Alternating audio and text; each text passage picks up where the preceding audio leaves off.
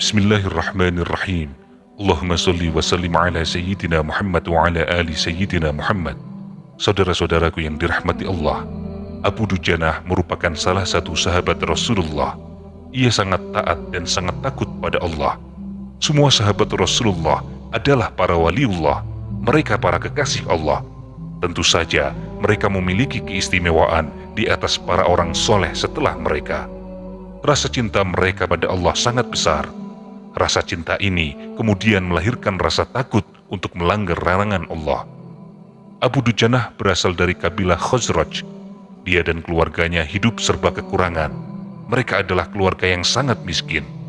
Kisah hidupnya sangat membekas di hati Rasulullah. Bahkan pada suatu ketika Rasulullah SAW pernah menangis setelah mendengar cerita yang dialami oleh keluarga Abu Dujanah. Pada suatu hari Rasulullah SAW menegur Abu Dujanah karena setiap selesai menjalankan sholat subuh, Abu Dujanah langsung pulang ke rumah. Jarang sekali Abu Dujanah terlihat berzikir ataupun menunggu Rasulullah selesai berdoa. Wahai Abu Dujanah, apakah kamu tidak punya permintaan, permohonan yang perlu kamu sampaikan pada Allah sehingga kamu tidak perlu menungguku selesai berdoa?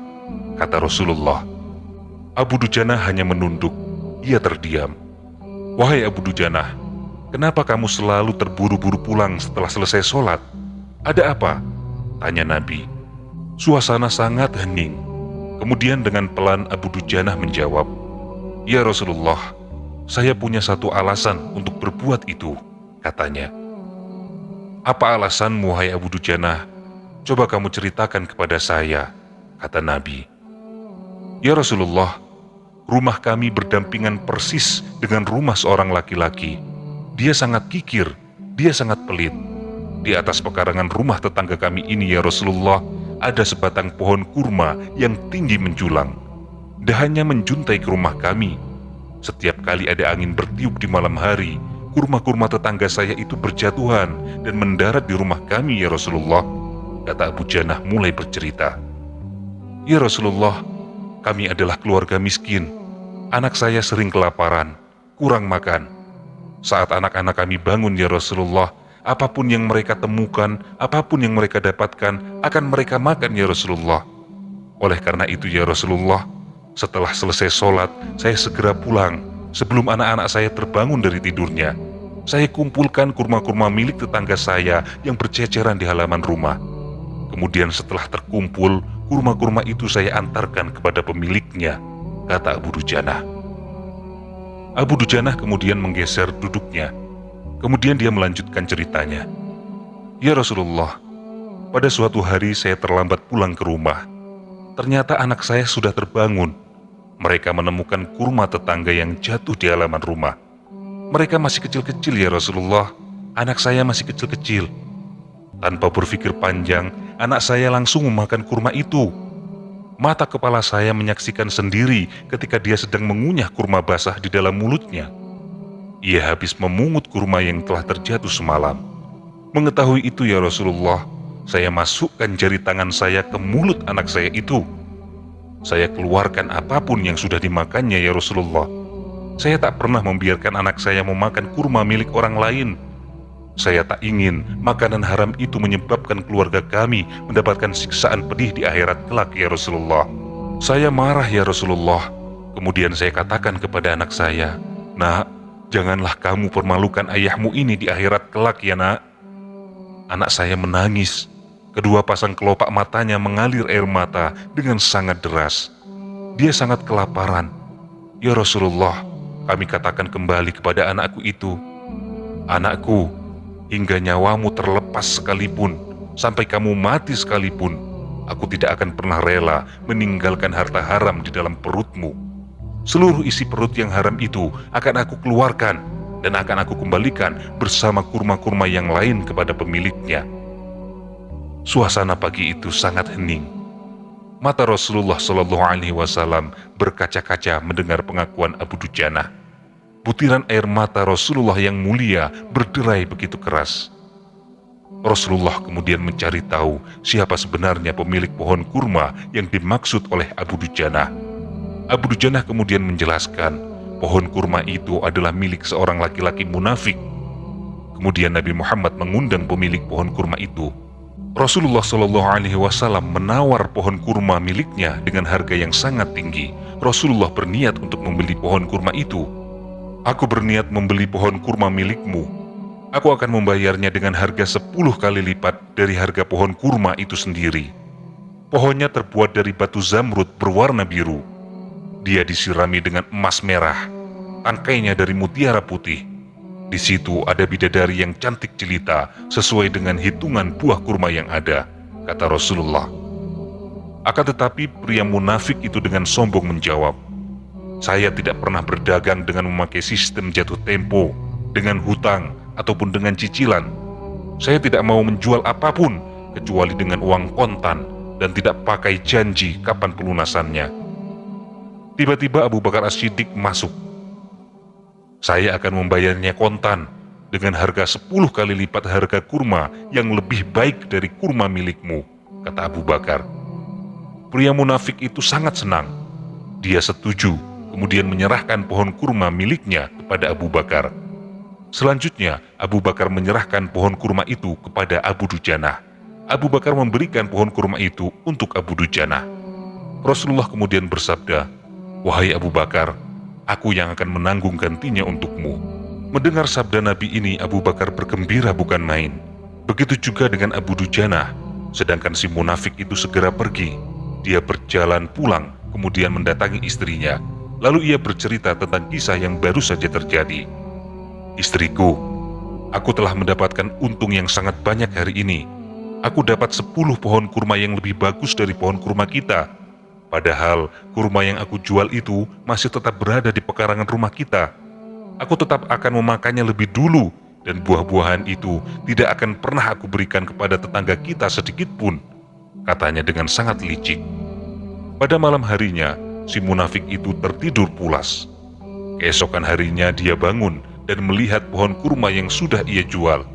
Ternyata pohon kurma itu sudah tidak ada di tempatnya lagi. Pria munafik itu bingung. Dia mencari-cari di mana pohon satu itu. Ternyata pohon kurma miliknya sudah berpindah posisi. Kini pohon kurma itu berdiri di atas tanah milik Abu Dujanah. Tempat asal pohon kurma itu tumbuh sudah rata dengan tanah. Seolah-olah tak pernah sekalipun pohon kurma itu tumbuh di atas tanah milik si munafik. Masya Allah, ini adalah salah satu mukjizat Rasulullah yang menjadi berkah bagi Abu Dujanah. Sejak saat itu, Abu Dujanah dan keluarganya tidak pernah merasa ragu dan takut untuk memakan kurma dari pohon itu lagi.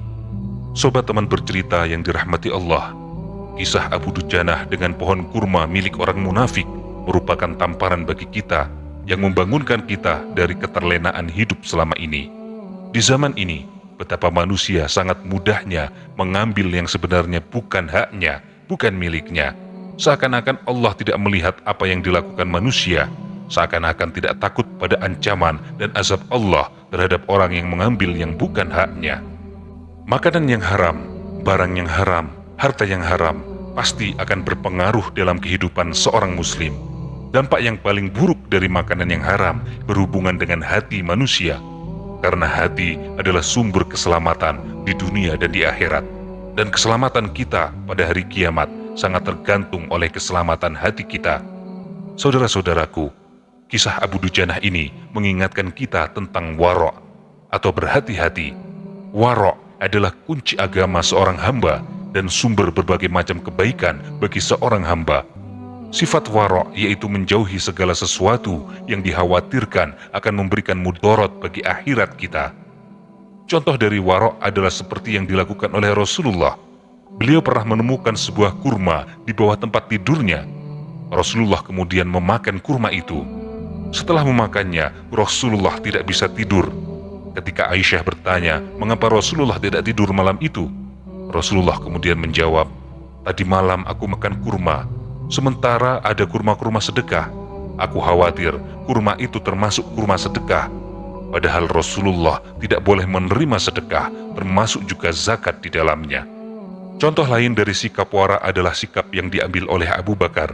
Suatu ketika, Abu Bakar As-Siddiq diberi makanan oleh budaknya.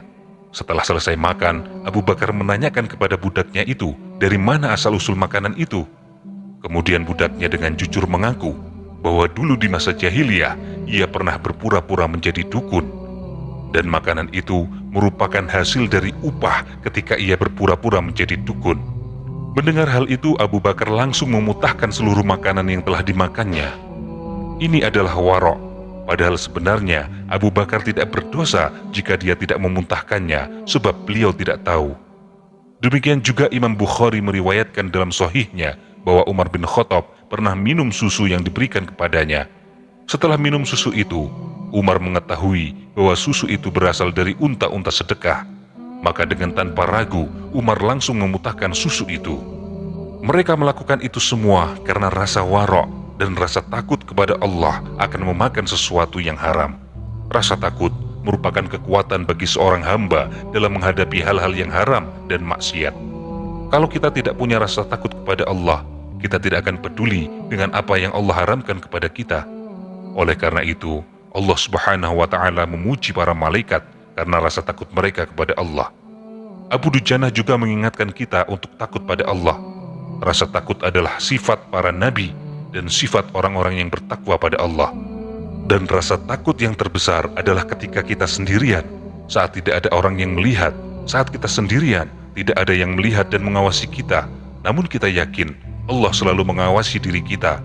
Oleh karena itu, Allah memuji orang-orang yang takut kepada Allah pada saat sendirian.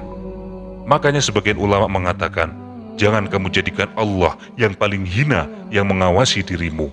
Apakah pengawasan manusia lebih agung di hati kita daripada pengawasan Allah? Sobat teman bercerita yang dicintai Allah, Abu Dujanah mengajari kita untuk tidak tamak. Ketamaan adalah membuat kita tidak peduli pada yang halal dan haram. Ketika seseorang tamak, dia tidak peduli dengan yang halal dan haram. Oleh karena itu, Rasulullah menyebutkan bahwa orang yang tamak lebih berbahaya daripada serigala yang dilepaskan di tengah-tengah kumpulan kambing. Ketamakan menyebabkan banyak manusia tertutup matanya.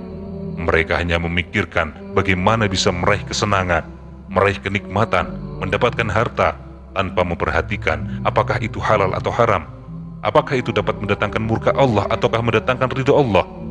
Untuk melawan sikap tamak yang luar biasa terhadap harta, sangat penting bagi kita untuk menyadari hakikat kehidupan dunia yang sementara.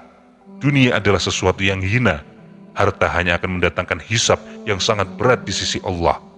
Oleh karena itu, orang yang memahami dan sadar akan hakikat kehidupan dunia, insya Allah dia akan berhati-hati. Saudara-saudaraku yang dirahmati Allah, bahaya makanan haram untuk kehidupan kita sangatlah banyak.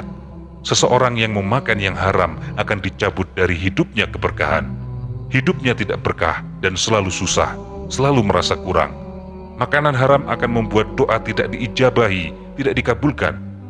Harta haram, makanan haram akan membuat hati kotor, hati menjadi rusak.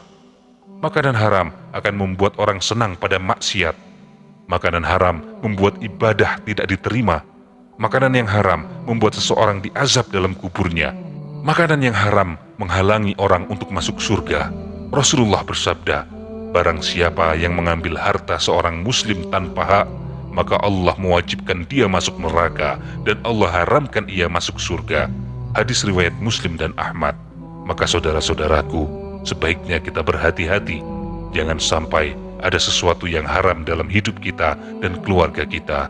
Semoga kita semua dimudahkan oleh Allah untuk mendapatkan sesuatu yang halal, dilancarkan rezeki kita yang halal, sehingga kita tidak perlu berpikir untuk mencari sesuatu yang haram, tidak perlu bersembunyi-sembunyi, tidak perlu takut untuk mendapatkan sesuatu yang halal. Amin amin ya rabbal alamin. Wallahu a'lam bishawab.